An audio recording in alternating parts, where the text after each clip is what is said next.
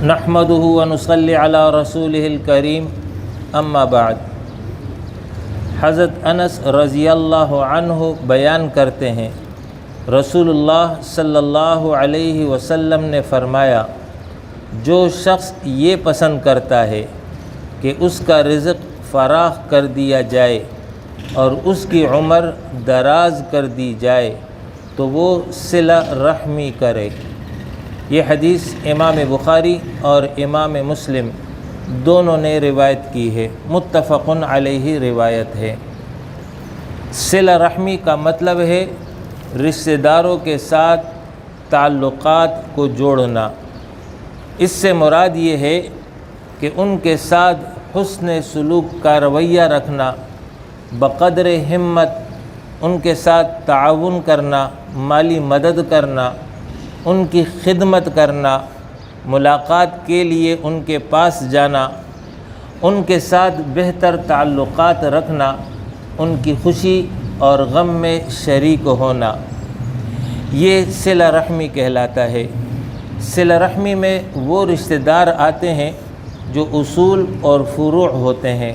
اصول یعنی اس کے اپنے ماں باپ کے ماں باپ، یعنی دادا دادی، نانا نانی، اور پھر ان کی اولاد یعنی ماں باپ کے بہن بھائی، ماموں خالہ، اسی طریقے سے پھوپھی اور چچا تایا، اور پھر ان کی اولاد، اور پھر فروع میں اپنی اولاد کی اولاد یعنی نواسی، پوتی، نواسا، پوتا، یہ جو ہے تمام افراد جو ہے یہ قریب ترین رشتہ دار کہلاتے ہیں۔ ان کے ساتھ تعلقات بہتر رکھنے کی تاکید تعلیم قرآن اور حدیث میں دی گئی ہے۔ آپ صلی اللہ علیہ وسلم کی ایک اور حدیث ہے کہ جس میں ارشاد فرمایا ہے کہ 3 صفات ایسی ہیں کہ وہ جس انسان میں موجود ہوں گی اس سے حساب آسان لیا جائے گا اور اللہ اپنی رحمت سے اسے جنت میں داخل کرے گا۔ صحابہ نے عرض کیا، اللہ کے رسول وہ 3 صفات کون سی ہیں؟ آپ صلی اللہ علیہ وسلم نے فرمایا، پہلی صفت یہ کہ جو تجھے محروم کرے تو اسے عطا کر، دوسرے یہ کہ جو تجھ پر ظلم کرے تو اسے معاف کر، تیسرا یہ کہ جو تجھ سے تعلق توڑے، رشتہ ختم کرے، تمہارے حقوق ادا نہ کرے، تم اس سے جڑو اور اس کے حقوق ادا کرو۔ تو جو ان 3 شرائط پر پورا اترے گا، ان 3 صفات کا حامل ہوگا، اللہ رب العالمین اس سے حساب بھی آسان لے گا اور اپنی جنت میں داخل کرے گا۔ یہ ہے فضیلت اور اجر اس عمل کو کرنے پر۔ جبکہ اس کی خلاف ورزی اور قطع تعلق کے حوالے سے قرآن اور حدیث میں سخت وعیدات آئی ہیں۔ قطع تعلق رشتوں کو توڑنے کے حوالے سے فرمایا گیا ہے قرآن مجید میں کہ یہ منافقین کی صفات میں سے ہے۔ منافقین کا طرز عمل یہ ہوتا ہے، اور مجرمین جو جہنم میں جائیں گے ان کی صفات میں سے ایک صفت یہ ہے کہ وہ جو ہے قطع تعلق کرتے تھے۔ اور آپ صلی اللہ علیہ وسلم کی حدیث ہے کہ قطع تعلق کرنے والا جنت میں داخل نہیں ہوگا۔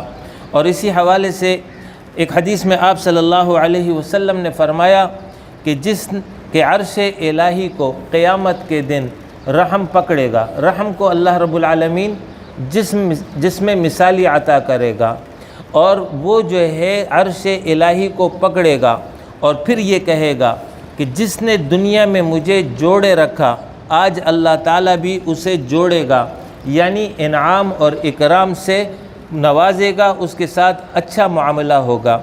اور جس نے دنیا میں مجھے توڑا یعنی میرے حقوق ادا نہیں کیے، قطع تعلق کیا، تو اللہ رب العالمین آج اسے توڑے گا، یعنی اس کو جو ہے عذاب ہوگا۔ تو یہ سخت وعید ہے جو قطع تعلق کی صورت میں جو ہے بیان ہوئی ہے۔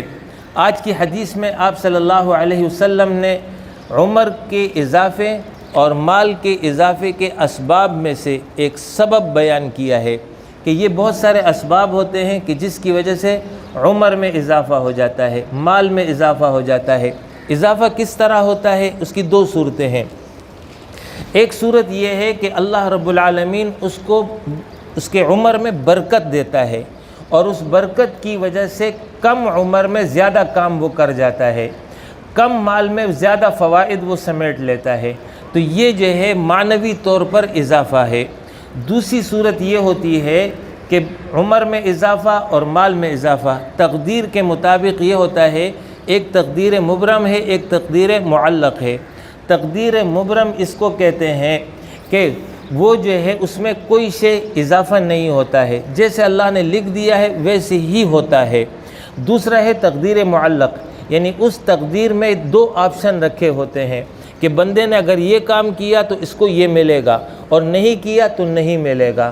تو یہ گویا کہ تقدیر معلق میں سے ہو گیا کہ اگر وہ صلہ رحمی کرتا ہے، حقوق ادا کرتا ہے، تو پھر اس کی عمر میں عملاً اضافہ ہو جاتا ہے، حقیقتاً اضافہ ہو جاتا ہے، اور نہیں کرتا ہے تو تقدیر کے مطابق جو اس کی عمر ہوتی ہے وہی رہ جاتی ہے۔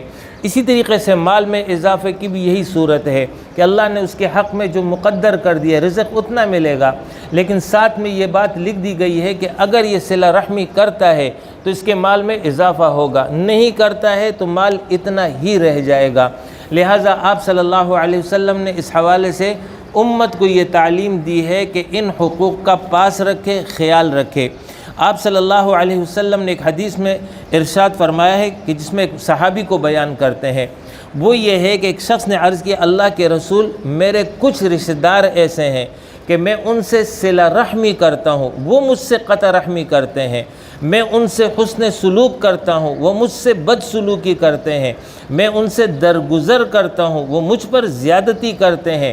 آپ صلی اللہ علیہ وسلم نے فرمایا، اگر تمہارا بیان درست ہے تو پھر تم ان کے منہ میں گرم راکھ رکھ رہے ہو، جب تک تم اس روش پر قائم رہو گے تو ان کے خلاف اللہ کی طرف سے تمہیں مدد پہنچتی رہے گی۔ گویا کہ اس حدیث میں واضح کر دیا گیا کہ ایک شخص اگر آپ کا حق ادا نہیں کرتا، آپ کے ساتھ زیادتی کرتا ہے، تو آپ کے لیے جائز نہیں ہے کہ آپ اس سے قطع تعلق کر دیں، آپ جو ہے اس کے اوپر جو ہے ظلم شروع کر دیں۔ نہیں، جواب میں یہ کہا گیا ہے کہ ہم نے ان کے ساتھ اچھا سلوک رکھنا ہے، ان کے حقوق کو ادا کرنا ہے۔ آج اس حوالے سے سخت کوتاہی برتی جا رہی ہے۔ کبھی دو بہنوں میں ناچاقی ہو جاتی ہے، ناراضگی ہو جاتی ہے، تو ایک دوسرے کے گھر آنا جانا بند ہو جاتا ہے۔ بھائیوں میں ناچاقی ہو جاتی ہے، اس کی وجہ سے بھائی جو ایک دوسرے کے گھر آنا جانا بند کر دیتے ہیں۔ دیگر رشتہ داروں کے ساتھ ناچاقی ہو جاتی ہے، جی وہ میرے غم میں نہیں آیا تو میں اس کے غم میں نہیں جاؤں گا، وہ میرے خوشی میں شریک نہیں ہو تو میں اس کی خوشی میں شریک نہیں ہوں گا، اس نے میرے ساتھ یہ کیا تو میں اس کے ساتھ کروں گا۔ تو یہ رویہ اور یہ طریقہ ہماری شریعت کا نہیں ہے، ہمارے پیغمبر کا نہیں ہے۔ ہمارے پیغمبر نے تعلیم یہ دی ہے کہ جو تم کو توڑے تم اس کو جوڑو، جو تم کو محروم کرے تم اس کو عطا کرو۔ اس کا نتیجہ یہ ہوگا، یا تو وہ شخص سدھر جائے گا، وہ خاتون سنبھل جائے گی، اپنی کیفیت اور روش کو بدل دے گی، اور اگر وہ اپنی روش سے باز نہیں آتی ہے تو کم از کم عند اللہ جو دوسرا شخص ہوگا وہ بری تصور کیا جائے گا۔ لہٰذا اس حوالے سے میری یہ گزارش ہے کہ اپنے رشتہ داروں کے ساتھ حسن سلوک کا رویہ رکھیں، ان کے ساتھ جو ہے تعلقات درست رکھیں، ان کی خوشی میں ان کے غم میں شرکت کریں، ان کی خیریت معلوم کریں۔ آج کل جو جدید وسائل آ گئے، ان جدید وسائل نے بہت زیادہ سستی بھی لاحق کر دی ہے۔ اب بجائے اس کے کہ کسی کے گھر جا کر کے اس کی زیارت کی جائے، اس کی خیریت معلوم کی جائے، واٹس ایپ پر ہی جو ہے وہ براہ راست ویڈیو کال کے ذریعے جو ہے سب معاملہ طے ہو جاتا ہے۔ ایسا نہیں ہونا چاہیے۔ اس کے اپنے فوائد اپنی جگہ، لیکن رشتہ داروں کے گھر جانا چاہیے، ان کی خیریت معلوم کرنا چاہیے۔ اس سے محبت بڑھتی ہے، اس سے تعلقات مضبوط ہوتے ہیں۔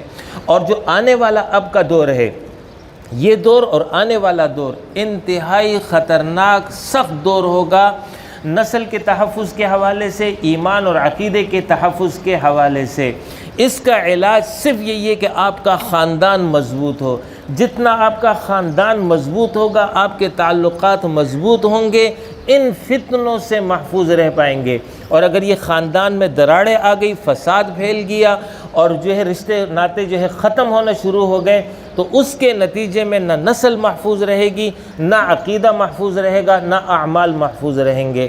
وآخر دعوانا ان الحمد للہ رب العالمین۔